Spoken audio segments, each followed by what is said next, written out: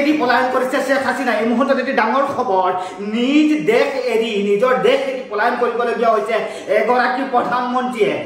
ছাত্ৰ আন্দোলনৰ হিংসাত্মক পৰিস্থিতি দেখি ইতিমধ্যে দেশৰ পৰা পলায়ন কৰিবলগীয়া হৈছে এগৰাকী প্ৰধানমন্ত্ৰী। আৰু আপোনালোকে জানে ছাত্ৰ আন্দোলন আৰম্ভ হৈছিল আজিৰ পৰা 15 দিন আগৰ পৰাই ছাত্ৰ আন্দোলন আৰম্ভ হৈছিল। আৰু এই ছাত্ৰ আন্দোলনে ইমানেই হিংসাত্মক ৰূপ ধাৰণ কৰিছে যে এগৰাকী প্ৰধানমন্ত্ৰীয়ে দেশ এৰিবলগীয়া হৈছে। ইতিমধ্যে সেনাৰ হেলিকপ্টাৰে পদত্যাগ কৰি ৰাষ্ট্ৰপতিৰ ওচৰত পদত্যাগ পত্ৰ দাখিল কৰিয়ে দেশৰ পৰা পলায়ন কৰিছে শেখ হাছিনাই। আপোনালোকে ইতিমধ্যে জানে যে শেখ হাছিনাৰ বিৰুদ্ধে যি আন্দোলন আৰম্ভ হৈছিল বা বাংলাদেশ চৰকাৰৰ বিৰুদ্ধে ছাত্ৰসকলে যি আন্দোলন আৰম্ভ কৰিছিল, সেই আন্দোলনৰ কিমানখিনি ৰিয়েকশ্যন ইতিমধ্যে দেখা গৈছে যে আমি কিছু দৃশ্যাংশ দেখুৱাইছোঁ। শেখ হাছিনা পলায়নৰ সেই দৃশ্যাংশ আমাৰ হাতত আছে যে শেখ হাছিনা সেনাৰ হেলিকপ্টাৰেৰে তেওঁ দেশ এৰিছে। আৰু ইতিমধ্যে ভাৰতৰ পিনে অহাৰ সম্ভাৱনা আছে বুলি ৰাষ্ট্ৰীয় চেনেলত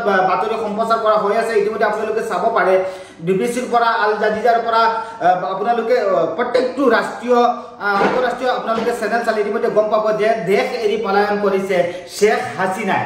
আৰু ইতিমধ্যে যোৱা 15টা দিনৰ আন্দোলনত প্ৰায় 500ৰো অধিক ছাত্ৰ মৃত্যু হোৱা বুলি বাংলাদেশ সংবাদ মাধ্যমত সম্প্ৰচাৰিত হৈছে বাতৰি।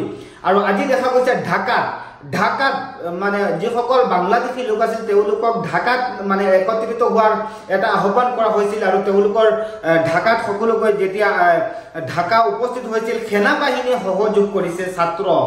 আৰু ছাত্ৰৰ সৈতে সেনায়ো মানে ছাত্ৰৰ এটা অভিযোগ আছিল যে সেনাই বা বাংলাদেশৰ প্ৰশাসনে তেওঁলোকৰ বিৰুদ্ধে অৱস্থান কৰিছে। কিন্তু আজি দেখা গৈছে যেতিয়াই সেনাবাহিনীয়ে ছাত্ৰ আন্দোলনক সমৰ্থন কৰিছে, লগে লগে আজিৰ দিনটোতে পলাবলগীয়া হৈ গৈছে বাংলাদেশৰ প্ৰধানমন্ত্ৰী শেখ হাছিনা। আমি কিছু দৃশ্যাংশ আপোনালোকক দেখুৱাইছোঁ শেখ হাছিনাই কিদৰে পলায়ন কৰিছিল বা কিদৰে সমগ্ৰ ঘটনাত বৰ্তমান বিজয় উল্লাস তেওঁলোকে কৰিছে।